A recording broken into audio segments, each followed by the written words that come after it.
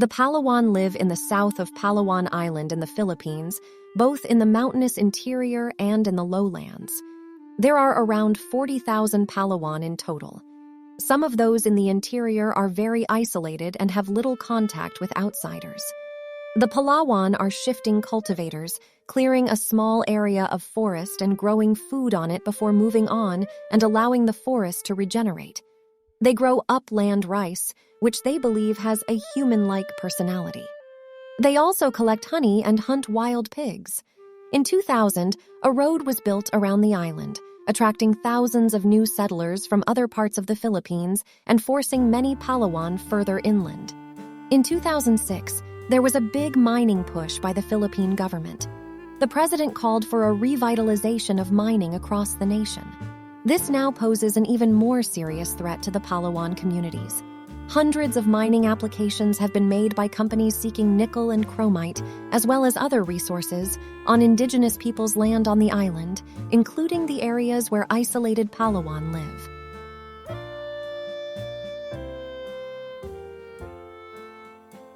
Don't miss out on this unique experience. Subscribe to the channel and hit the like button to receive more outstanding and inspiring content.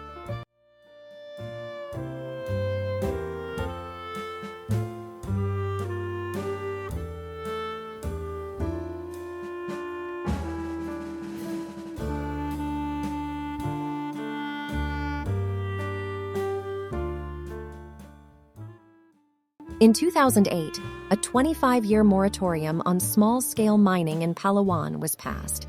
However, large-scale exploration and extraction are set to continue, especially in areas inhabited by the vulnerable and isolated Palawan communities. Open-pit and strip mining would devastate the mountains and forests, pollute the rivers and the sea, and destroy the Palawan's burial sites, important landmarks and spiritual places. How does survival help? Survival is campaigning with local organizations to stop mining on the Palawan's land without their genuine, full, and informed consent. We are also urging the Philippine government to officially recognize and protect their territory in accordance with Philippine law. How do they live? The Palawan grow most of their food on small plots of land in the forest. Before clearing an area for planting, they consult and appease various spirits and interpret omens in their dreams. Wild pig is the Palawan's favorite meat, and they must make a request to the pig animal master before catching it. Bees are also believed to have their own master, who can only be seen by the Belgian, shaman, during trance.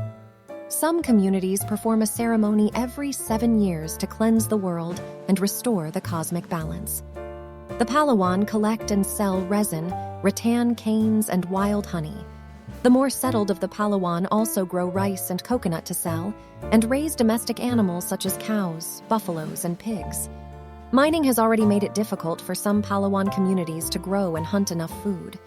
Parts of their forests have been devastated, their rivers have silted up, and their sacred sites have been destroyed. The huge nickel mining projects will destroy miles of forest, depriving the most vulnerable Palawan of their livelihoods.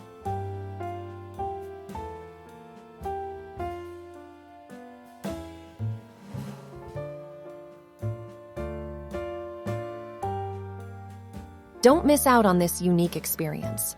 Subscribe to the channel and hit the like button to receive more outstanding and inspiring content.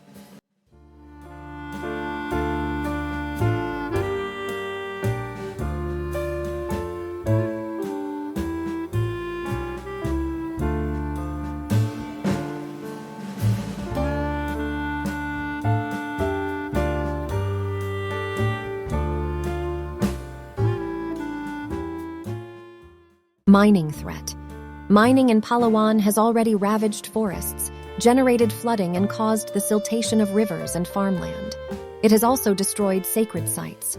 Rolando Punoy, a Tagbanua from Sitio Laman, described the impact of mining on his land. Now we see mining companies crisscrossing our forest, drilling the soil, stripping the trees away, destroying our watersheds, polluting our drinking water. The company Macro Asia, owned by billionaire Lucio Tan, plans to mine the ancestral land of the isolated Palawan living around Mount Gantong and the Mantalingahan Range. These communities are particularly vulnerable and will not survive the loss of their land. London-based Toledo Mining Corporation holds a significant stake in a nickel laterite operation, which is also threatening the Palawan's land. Another company, the Rio Tuba Nickel Mining Corporation, is planning to mine in the Bulanjau Range at the southern tip of the island, an area of rich forest which provides vital water sources for both indigenous communities and migrants. The company's road is already causing serious environmental damage, such as landslides, soil erosion, and deforestation of the watersheds. Under a provincial government initiative, many thousands of hectares of oil palm and other agro-fuels have been planted in Palawan. This is having a devastating impact on the biodiversity of the region and is limiting people's access to customary natural resources. The Palawan have not been properly consulted about either the mining projects or the oil palm plantations. The Philippine government is also failing to implement the country's Indigenous Peoples' Rights Act, IPRA, which provides for the identification, delineation, and recognition of indigenous land. The mining projects on Palawan Island clearly violate this and other Philippine laws. Beliefs. The principle on which the Palawan base their life is called ingasik, meaning compassion. This underlies all their actions and emphasizes the importance of behaving with generosity and sympathy towards others. Their ceremonies, prayers, chanting, and healing dances are all part of what they call adat et kegurangurangan, or the customs of the ancestors. For the Palawan, the universe is vertical and divided into 14 different layers. The souls of the Beljan, shamans, are able to travel to these other levels in order to heal the world and to re-establish the cosmic balance.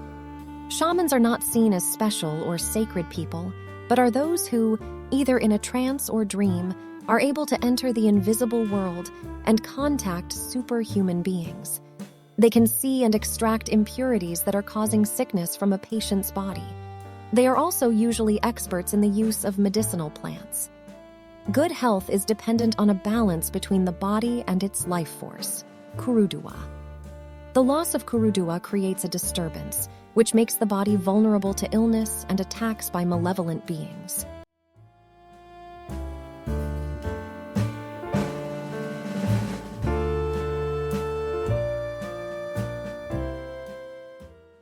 The land and the forest. The supreme being for the Palawan is known as Empuk, the lord or owner, and he is believed to be the creator of all things in the world. Other benevolent beings live in the higher mountains. The Palawan believe that the forest is home to a large number of demons. Demons known as lengam are believed to be the caretakers of poisonous and biting animals, such as scorpions and snakes. Overhunting or harvesting certain trees can cause these creatures to attack humans.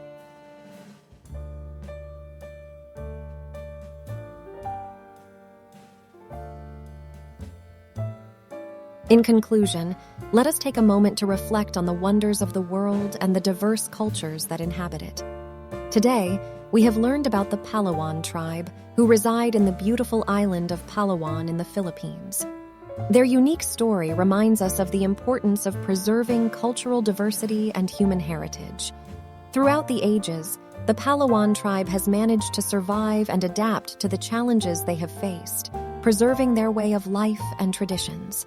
They serve as a testament to the resilience and strength of indigenous communities worldwide. As we move forward, let us remember to respect and protect the rights of indigenous peoples, acknowledging their invaluable contributions to our global heritage. May we continue to appreciate and learn from the rich tapestry of cultures that enrich our world. Don't miss out on this unique experience. Subscribe to the channel and hit the like button to receive more outstanding and inspiring content.